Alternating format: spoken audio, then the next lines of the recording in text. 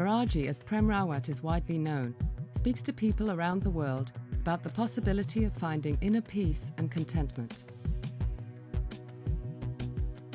He started addressing audiences when he was only 3 years old. At the age of 13, he was invited to address audiences in London and Los Angeles. Since then, he has presented his message to over 6.5 million people in more than 50 countries. Speaking at the United Nations Conference Center in Bangkok, Thailand, he recently said, "The peace that we are looking for is already in the heart. It needs to be felt, and I can help you get in touch with it." Meraji's message is more than words. People who listen to him express finding profound inspiration, a fresh perspective on life, and peace within themselves.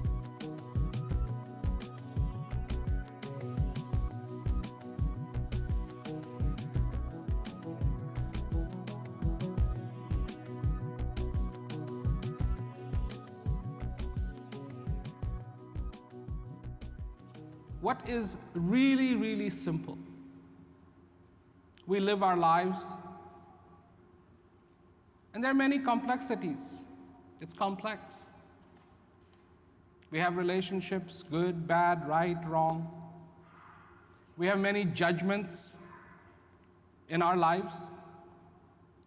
Sometimes it seems like we go forward. Sometimes it seems like we go backwards. Sometimes days are easy. Sometimes days are tough.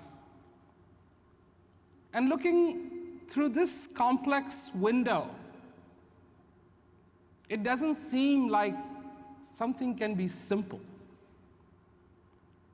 I get asked so many questions by people, and it is about the complex. Why is it this way? Why is it this way? Why, if we already have what we have within inside of us, don't we already know about it? But if you stand back and take away all that is unnecessary, not necessary, unnecessary, and then look at it. Look at this life. Look at this existence. In this existence, the breath comes. No judgment, no prerequisites, no forms to fill out, no queues to stand in, no waiting games, no .net or com to log on to. It comes. This existence. The life of being alive dances, plays out every day in the most serene, in the most simplest of ways possible. You are. Every morning that comes, you are. You exist. Not through the avenues of this world, but just you. Just you. This face, this smile, this body,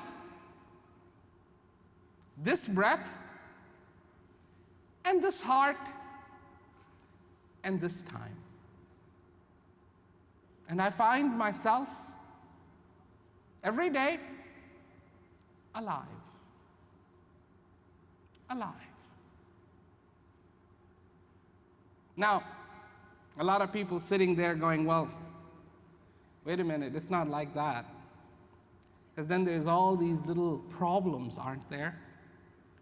And aren't we all trying to find solutions to the problems? Everybody. I mean, we have got all these problems in the world, and we've got to find a solution to this. We don't have peace in this world, and we have to find a solution to this. An analogy that I would use here is there is a person, and this person has lived in this castle. They were born in this castle. They have existed in this castle. They were raised in this castle. And it's not a bad place. It's nice. It's big. It's nice. But one thing that this person has never done is looked at themselves. No mirror, nothing. No way to see their own reflection. Everything else is there. Great food is there, great bed is there, great entertainment is there, everything else is there, but no apparent device like a mirror or anything like that in front of which they could stand and look at their own reflection. Nothing like that. And this person has a lot and has a lot of dreams. But one thing that this person really wants to do is be beautiful. Somehow, this person wants to be beautiful. And the fact of the matter is that this person is really beautiful. Not only beautiful, but exquisitely beautiful. And every day, they lament. Every day, this person laments, oh, I wish I could be beautiful. And every day, they take that time, I wish I were beautiful. But there is no way that they could see, if they could see in that mirror. And this is my passion. And I'm very strong about this. This is my passion. I go around the world, I talk. These are not written speeches. I'm not reading anything. If you asked me what I was going to talk about when I was standing back there, I could have told you I have no idea. Except to get in touch with my passion so that you could see yourself in a mirror. Because if you could, you would see how beautiful you are. You would see how incredibly beautiful you are. That yes, you have thousands of drawers filled with things that promise to make you look beautiful. You do. That's what your whole life is about. But beauty touches each one of us, whether we like it or not. Because it isn't a question of liking it or not. Look, you have 2 legs. Now, one can make an argument for 3 legs. One could make an argument for 4. I mean, obviously, some of those creatures that do have 4 legs run awfully fast. You could make an argument for 2 long legs and 2 short legs so that when it comes time to sit down, you just pop the other 2 ones in the back and you're almost like seated in a chair, but it's quite comfortable. You could make many arguments, but you have 2. And by going to a shoe store and buying 4 pair of shoes isn't going to make you grow 2 more legs. You still have 2. You could make an argument for having ears on the top of the head. You could make an argument for that, because that way the speakers, which are the ugliest things, wouldn't have to be in front of you. They could be just mounted overhead and pump the sound down. But that's not where your ears are. Your ears are here. You could make an argument for having eyes on the hand. I mean, imagine things you could see. I want to see under the chair? No problem. If I had my eyes right here, I could go like this. I'm looking for something, I could look twice as fast. Just make my eyes go all over the place.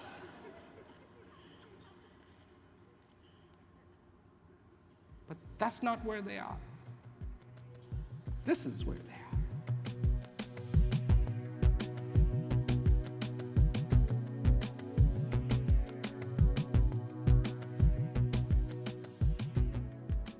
And like that, you have a quest. Not a quest that you started, but a quest that was already started for you. A quest that says peace.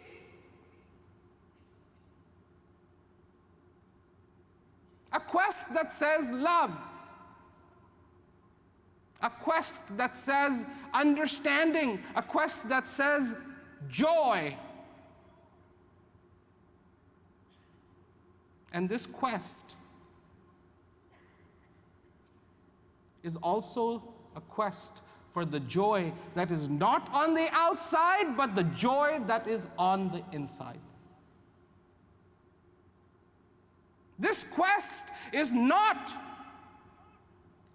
for the peace that is on the outside, but the peace that lies within you. That's the good news. The good news is what you are looking for, you already have. That's the good news.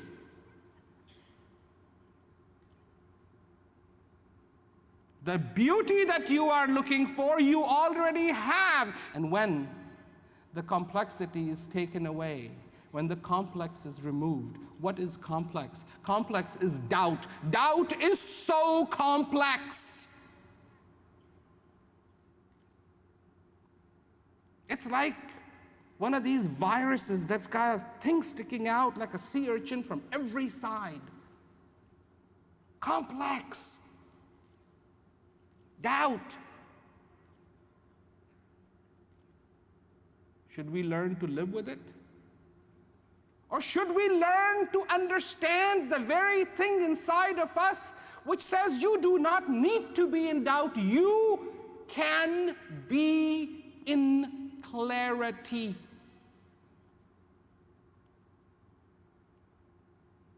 In clarity.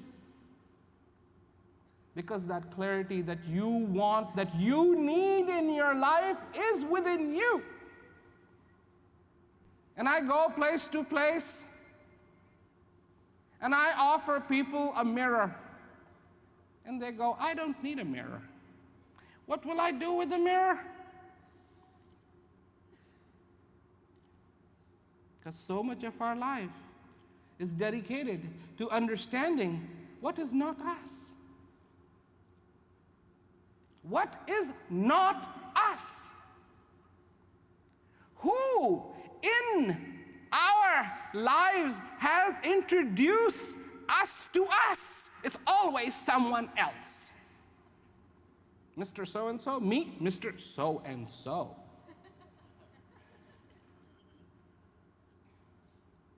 No one says, by the way, have you met yourself?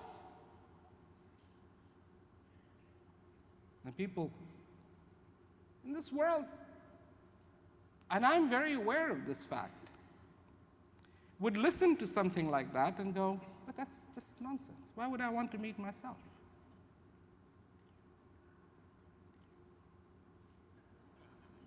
You don't want to meet you? After all, you are stuck. Stuck. That's the difference of being free and stuck.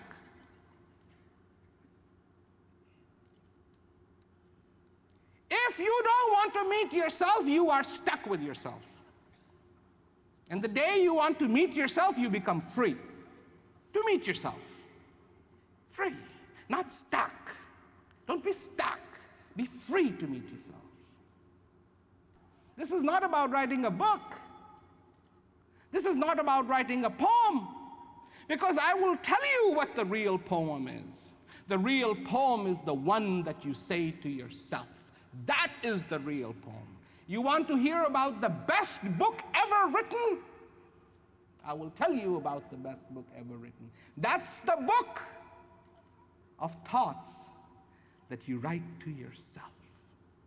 Unparalleled, because it's clear. It does not need an introduction. It does not need a preface. It does not need footnotes. It is yours, and yours is the poem that sings out in your heart and awakens the joy. This is the greatest poem ever written. Joy. Not an emotion of confusion, but an emotion of joy, of pleasure, of that beauty, of that clarity, of that simplicity. And that is a poem that rings again and again and again and again. And that is your poem, an expression to yourself. This is the gift. This is the gift.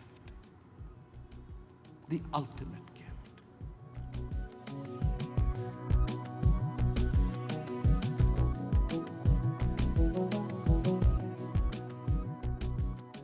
Amongst all the introductions, let there be the introduction to you.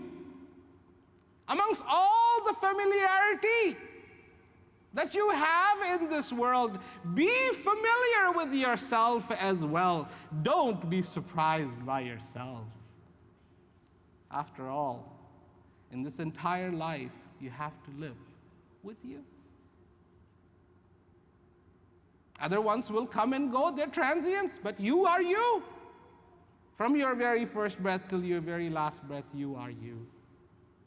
And many journeys you will go through, and many changes you will go through.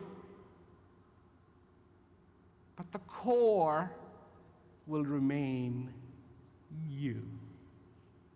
Oh, there will be shocks, and there will be shocking things. But the core will remain you, and the thirst will remain like it always has. Because that thirst that is within you is the thirst for that well from which the water emerges that is also within me. Not for just any other water. So, what I am talking about, simplicity, take away the complex, the shells, the wrappers.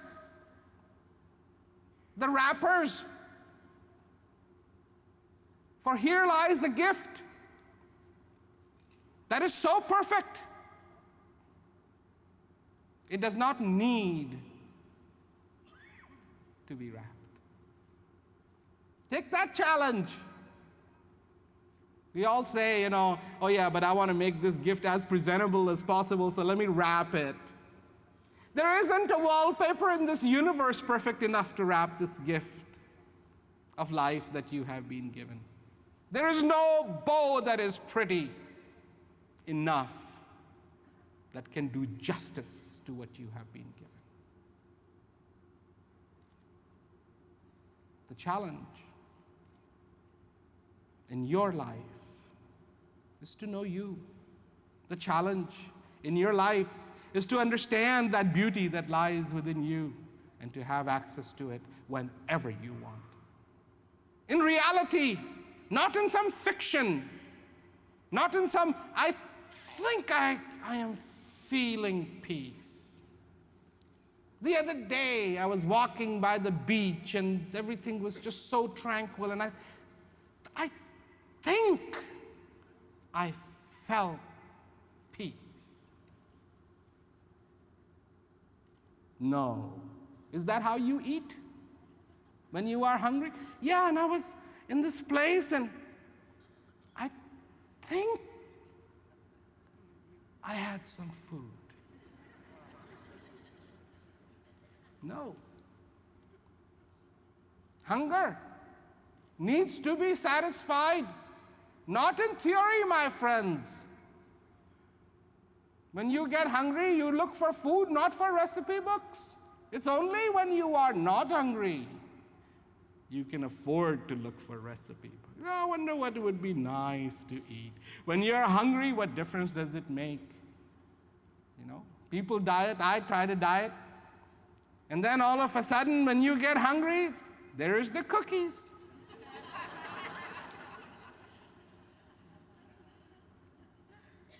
People say, but what about self-discipline? It depends on the hunger.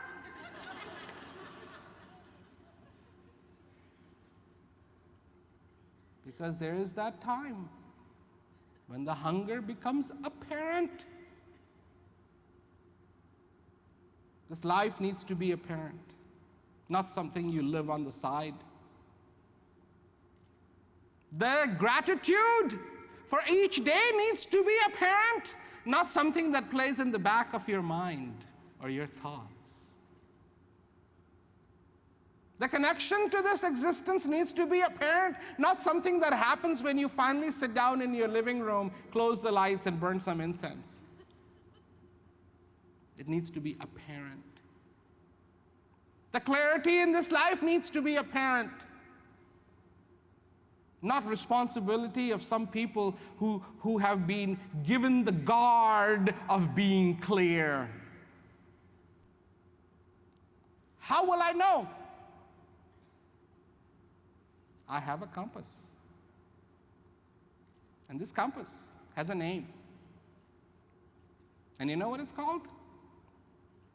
Heart. And it's a wonderful compass. Its precision is amazing. It is precise. And it is so real. And it points. It points the direction in my life. No, people go, oh yeah, well, are you talking about voices from the inside? No.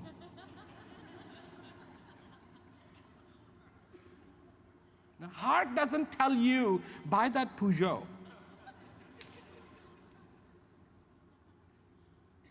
You know, a lot of people say, and I saw that girl and my heart said fall in love. Heart doesn't do that either. What does the heart do? The heart is that cry, that call, that point, that needle, that compass that say, be fulfilled. Be fulfilled. Quench this thirst. Live this life consciously. Extract everything that this breath has brought you as much as you can. Be alive. Exist.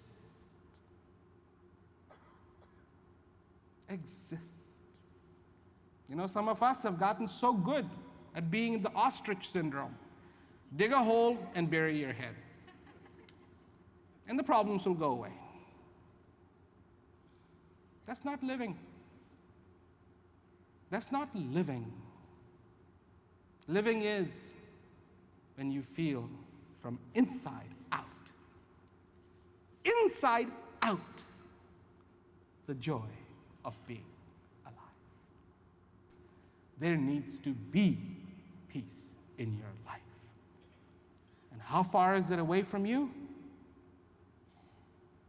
Right here. That's how close.